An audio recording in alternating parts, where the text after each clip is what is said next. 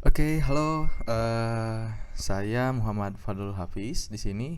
Pada video kali ini saya akan menjelaskan itu tentang hasil tugas masa depan, tugas evaluasi masa depan dalam mata kuliah Algoritma dan Pemrograman 2. Nah, sebelum memulai mengenai inti dari videonya, di sini karena diharuskan untuk membaca janji ya, jadi saya akan mulai video ini dengan membacakan janjinya terlebih dahulu. Oke, saya Muhammad Fadlul Hafiz dengan NIM 2209889 mengerjakan evaluasi tugas masa depan dalam mata kuliah Algoritma dan Pemrograman 2. Untuk keberkahannya maka saya tidak melakukan kecurangan seperti yang telah dispesifikasikan. Amin. Oke, jadi langsung saja di sini karena tema tugasnya itu seperti kita membuat database ya. Jadi di dalamnya itu ada mekanisme pembacaan query untuk mengambil, ubah, isi atau hapus gitu, mirip kayak MySQL cuman menggunakan bahasa C di sini. Nah, untuk yang saya buat di sini karena temanya adalah UMKM, saya bikin sequential file yang terbagi menjadi 3 file di sini. Untuk gambaran umumnya mungkin seperti ini. Jadi ada menu, customer, dan juga transaksi. Untuk atribut-atributnya juga kurang lebih seperti ini. Jadi antara menu dan customer di sini dihubungkan dengan relational table yang nama tabelnya di sini transaksi. Dan di sebelah kanan ini adalah contoh sequential file yang sudah saya siapkan data dummy gitu ya. Di dalamnya ada menu, transaksi, dan juga customer gitu. Dari mana kita mulai? Oke, kita mulai dari yang paling simpel dulu di sini ya. Mungkin kita coba. Jadi sistem ini membaca terbagi menjadi 4 sintaks gitu ya. Untuk memulai si query ini, yang pertama itu ada ambil, ada isi, terus ada juga ubah dan hapus. Oh iya, satu lagi juga nanti ada gabungan antara isi dan ubah. Jadi langsung kita mulai aja. Di sini saya coba sambil running aplikasinya.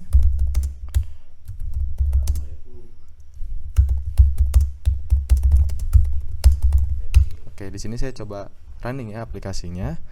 Dan saya coba di sini misal untuk query yang paling simpel saya bikin untuk mengambil tabel menu. Jadi di sini tuh ketika membuat query itu perlu dipastikan bahwa tabelnya adalah antara ketiga tabel ini, tabel menu, transaksi, atau tabel customer gitu ya. Selain ini maka akan ditolak oleh programnya. Misal kita contoh bikin nama tabel yang ada di luar kondisi ini ya, tabel mobil deh. Nah, ini akan ada warning seperti ini. Nama tabel yang Anda masukkan itu tidak tersedia katanya. Oke. Kita coba ambil dari tabel menu.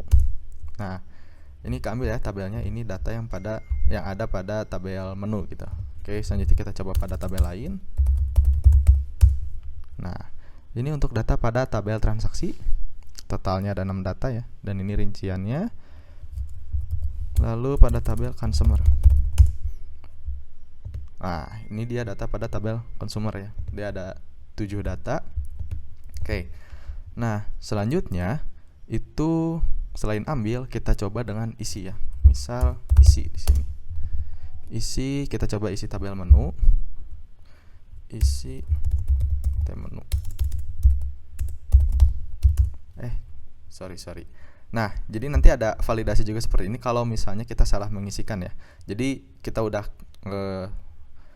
tulis di sini dalam query-nya isi ke dalam tabel menu, tapi kita tidak menginputkan datanya, maka ada warning kayak gini ya, bahwa jumlah data yang dimasukkan tidak sesuai dengan kolom yang ada di tabel menu. Oke, kita coba isi. Uji coba menu deh dengan harga 4.000. Oke, di sini datanya bisa dilihat masuk ya. Nah, ini untuk kita coba isi di tabel menu. Selanjutnya kita coba tabel lain.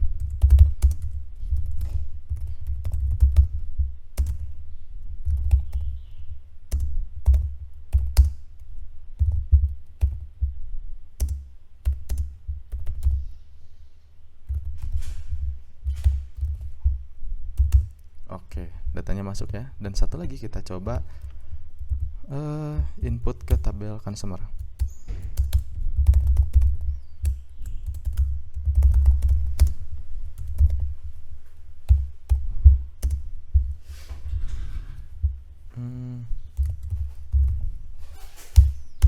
Oke, ya kurang lebih itu untuk isi. Terus selain itu ada juga ubah. Misal kita coba salah satu dari tabel menu ya. Kita coba rubah dari tabel menu yang ID-nya misal 11 yang asalnya uji coba menu dirubah jadi uji coba aja, lalu harganya jadi Rp5.000. Oke, nah di sini bisa dilihat datanya berubah. Dan apabila kita salah menginputkan ya, atau misalnya kolomnya kayak gini, dia cuman rubah namanya aja, ini pasti ditolak karena apa yang diinputkan itu harus sesuai dengan jumlah kolom pada tabelnya gitu. Atau misalnya kelebihan, misalnya saya tambah seperti ini juga akan ditolak karena tidak sesuai dengan jumlah kolomnya gitu ya, mau lebih ataupun kurang. Lalu gimana kalau misalnya kita cari yang nggak ada di sini, misalnya kita cari MP12 ya, coba dengan harga 15.000. Di sini kan kalau kita lihat nggak ada ya ID menu dengan MP12 itu. Nah, dia akan ada warning bahwa primary key yang diinput itu salah, jadi tidak tersedia di data ini. Itu untuk ubah. Namun ada satu fungsi gabungan di mana kita bisa isi ataupun ubah gitu ya pada T menu. Jadi kondisi ini itu apabila primary key-nya ada, itu dia akan ngupdate dengan harga 15.000 ya. Kayak gini. Misal ini kan MP11 sudah ada ya. Kita coba masukin. Nah, dia ngupdate. Tapi kalau misalnya kita rubah primary key-nya yang di sini nggak ada, ini dia bisa nambah gitu. Jadi ini gabungan antara sintaks isi dan ubah. Lalu ada juga untuk hapus ya. Atau kita coba dulu deh untuk ubah semua tabel gitu. Misal TR07 jadi ID-nya CN03 ya. Di sini asalnya CN02. Jumlahnya 5. Oke, di sini berubah ya. Oke, kita coba satu lagi.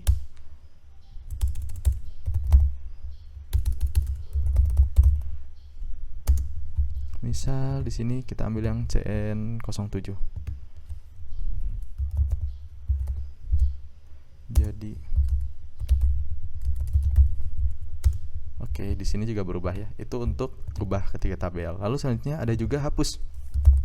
Hapus ini itu cukup dengan menginputkan nama tabel dan juga primary key-nya. Misal kita hapus dari tabel consumer yang ID-nya CN08.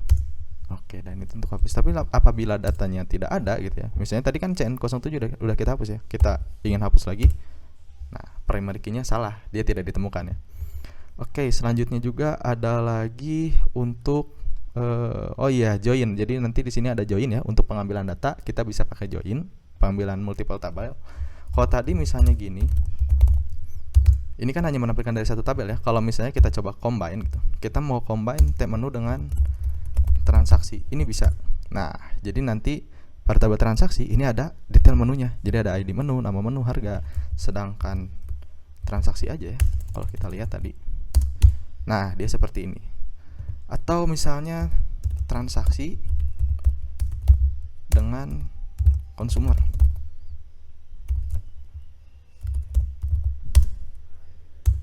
Oke, ini bisa ya. Jadi ada nama consumer, tapi di sini detail menunya nggak ada. Atau kita mau join ketiga tabel, T transaksi sama T menu juga, T consumer.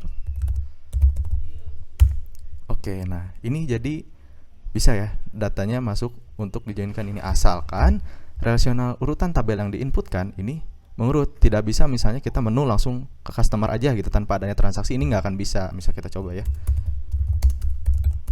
T menu terus ke T consumer ya. Nah, ini salah ya. Di sini nanti ada warning kombinasi joinnya salah, pastikan urutan tabelnya itu benar. Oke, jadi mungkin itu yang bisa saya sampaikan pada video kali ini. Kurang lebih fungsional aplikasi ini ya untuk membuat DBMS berdasarkan fungsi dari mesin kata dan juga sequential file. Oke, terima kasih banyak. Sampai jumpa lagi.